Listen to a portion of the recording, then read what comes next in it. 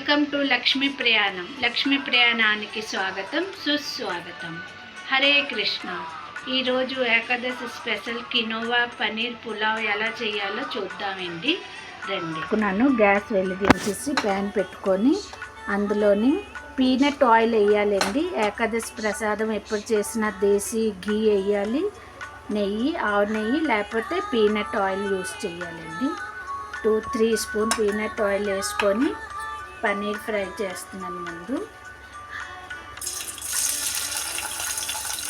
Light golden బ్రౌన్గా paneer fry చేసుకొని పక్కన పెట్టుకుందాము.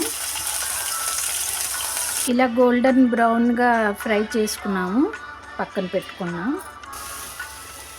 మళ్ళీ ఈ ప్యాన్లోనే నూనె ఉంది కదండి, అందులోని మనం 1 గ్లాసు కినోవా తీసుకున్నాం కదా, అది నానబెట్టి నీళ్ళు వడకట్టేసి ఇలాగా అది కూడా లైట్గా 5 నిమిషాలు ఫ్రై చేసుకుందామండి.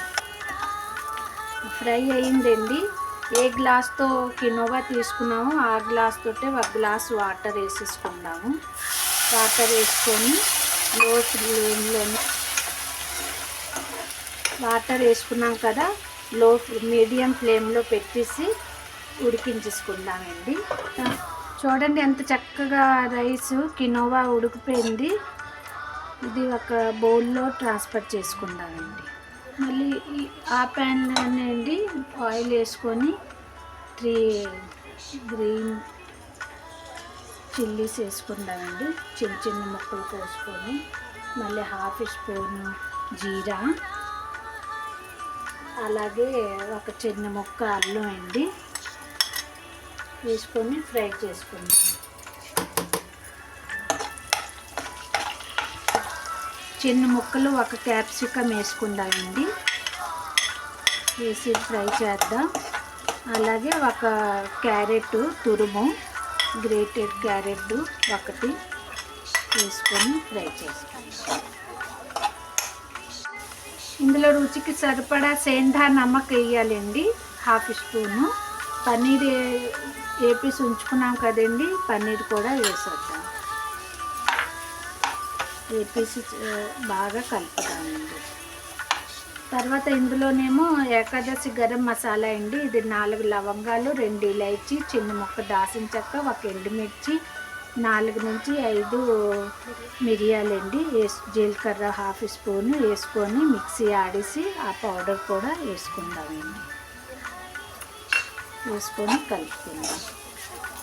తర్వాత 1 బౌల్ ధనియా పత్తా అండి వేసుకుందాం. అన్నీ బాగా కలుపుకుందాం.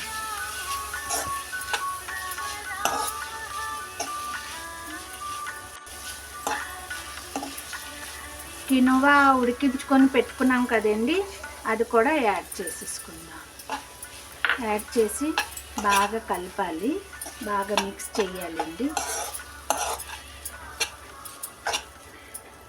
Ekadashi special quinoa paneer pulao ready అండి. ఇప్పుడు మేము దేవుడికి నైవేద్యం పెట్టుకుందాము, అందులోని ట్రాన్స్ఫర్ చేసుకుందాం 1 గిన్నెలో. కినోవా పన్నీర్ పులావ్ రెడీ అండి.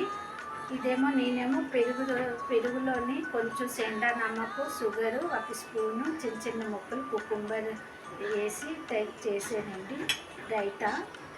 ఇదేమో మనం ఇప్పుడు దేవుడికి భోగం పెడతామండి. దేవుడికి పెట్టి ముందు ఇందులో చిన్న 1 తులసి దళం పెట్టాలండి. పెట్టేసి తులసి దళం లేని శ్రీకృష్ణ ప్రసాదం స్వీకరించడు. తులసి దళం పెట్టాక దేవుడికి భోగం పెట్టిన తర్వాత మనం కూడా ఆ భోగం ప్రసాదం తిందామండి. Thank you for watching my video.